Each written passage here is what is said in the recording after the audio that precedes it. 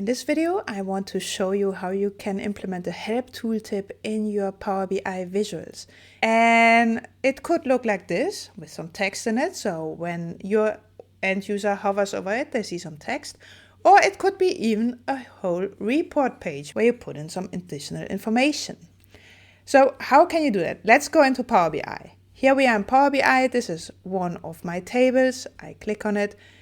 And now I need to go to the format pane. If I click on my visual and I go to properties, so not visual but properties, I can actually select header icons on or off. At the bottom here you see help tooltip. If I click on, you see in our visual suddenly this button appears. And now if I scroll down in the properties, I see help tooltip, type text or report page. First I want text. And I put in this text, right click on the months to drill through, because actually this table has some drill through page where the user can go through, but they always forget that they can drill through. So this tooltip, if they hover over it, they can actually get a reminder of, hey, you can do a right click on the months to go to the drill through page. And we can also use a report page, just say report page, and then you need to select it. This needs to be a tooltip page. So it says report page, but it's a report page that is a tooltip. And then if I hover over it,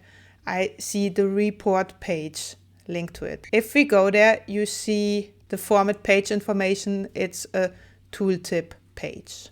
So that's important. Otherwise you don't see it. So if I go back and I hover over this, I get my tooltip page as help information there. So that is even more guidance for your end user. Have you ever tried this help tooltip? I think it's very, very interesting. Still, your end user needs to know that there is this tooltip. It needs to be activated. You need to put in some valuable information. But once you establish that and trained your end user to using these tooltips, it can be very valuable.